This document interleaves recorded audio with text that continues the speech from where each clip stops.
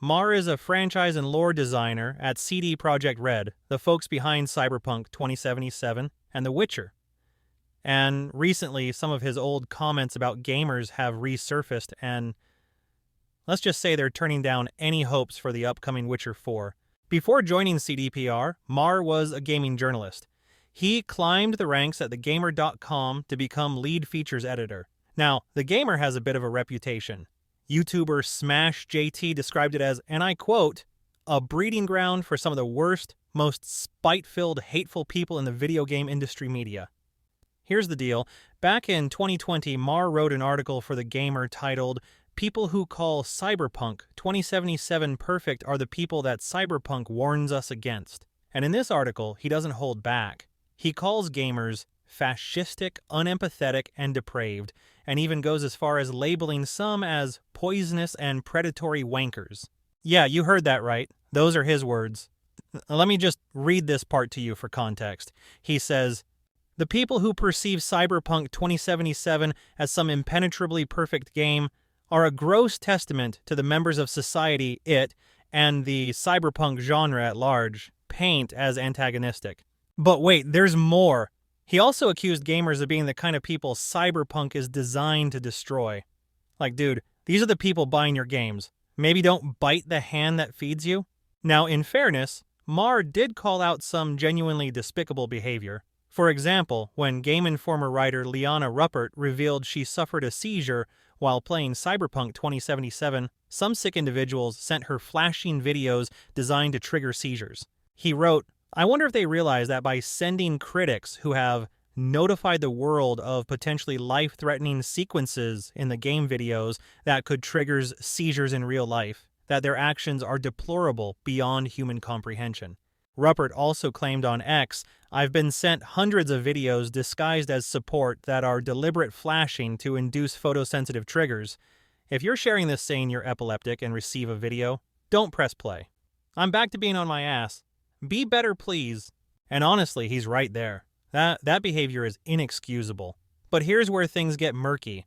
Maher didn't stop at calling out the bad apples. Instead, he painted with a pretty broad brush, lumping in all critics and players who enjoyed Cyberpunk 2077 without acknowledging its flaws.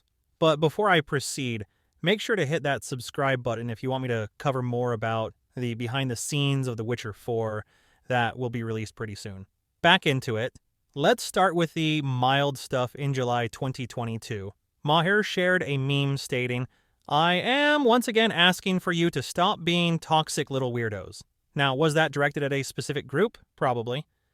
But the wording was vague enough to feel like a broadside against gamers as a whole. What makes this worse is the context.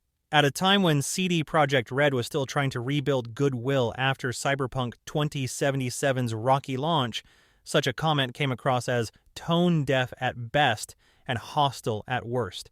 Instead of fostering dialogue or addressing toxicity in a constructive way, it seemed to paint the entire gaming community with a broad, dismissive brush.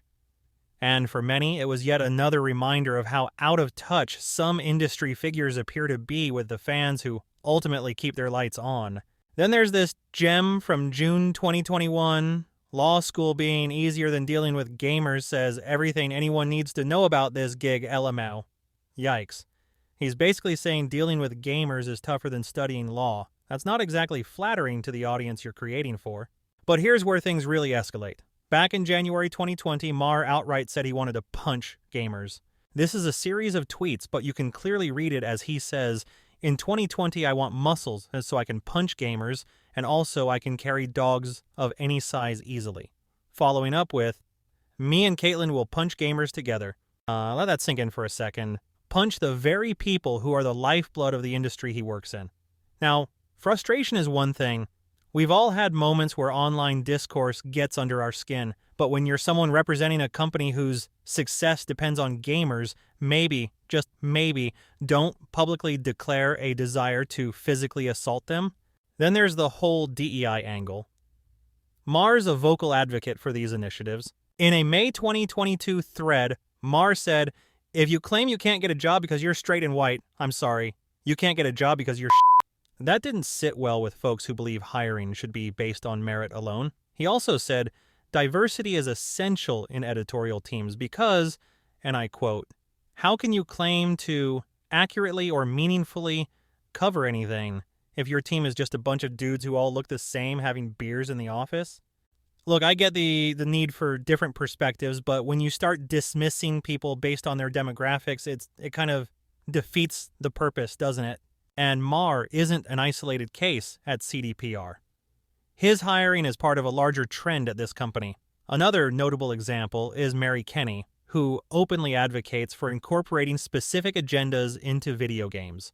Kenny's hiring drew significant attention, especially after comments she made in an interview where she emphasized the importance of representation in gaming. While representation is important, some fans felt that her approach was more about advancing a particular ideological perspective than crafting stories that resonate universally. This perception was amplified when she stated in a DualShockers interview that the goal was to ensure LGBTQ developers and players felt represented in the games. There are so many LGBTQ developers, and we want what players want. To design experiences that tell the player we're here, we're important, and we belong. We need to pull every lever we have. This has ignited outrage among fans who see it as blatant activism taking precedence over preserving the core essence of the stories and characters they cherish. In franchises as iconic as The Witcher and Cyberpunk 2077, any deviation from the source material or betrayal of audience expectations isn't just a misstep, it's an insult. And frankly, they're absolutely justified in feeling this way. Maher has also defended The Witcher Netflix series and The Rings of Power, two adaptations widely criticized for breaking established lore. He called fans of those franchises lazy and accused them of hiding bigotry behind their critiques. Tolkien fans obsessed with accuracy are so weird. Nobody cares about this adaptation. Why do you care about any adaptation then?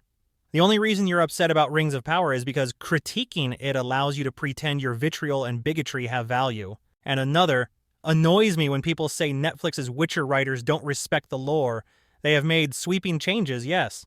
Some of them have been questionable, others have been outright bad, but it is crystal clear that they love and respect Sapkowski's books. That is a lazy criticism. So, what's the takeaway here? It feels like CD Projekt Red and other studios are hiring people who openly disdain their core audience. Gamers are being labeled as toxic or fascistic by the very people making games for them. And honestly, that's a huge disconnect. When you start alienating the people who buy your games, it's no surprise that backlash happens. Just look at the response to The Witcher 4 reveal trailer. Fans are already skeptical, and this kind of attitude isn't helping. So where do we go from here? Can CDPR course correct and get back to respecting their audience? Or are we going to see more of this anti-gamer rhetoric driving a wedge between developers and players? I guess time will tell. But hey, those are just my thoughts. What do you think about all this? If you want me to cover more topics that will help you decide whether or not you buy the upcoming Witcher 4, hit that subscribe button and let me know in the comment below.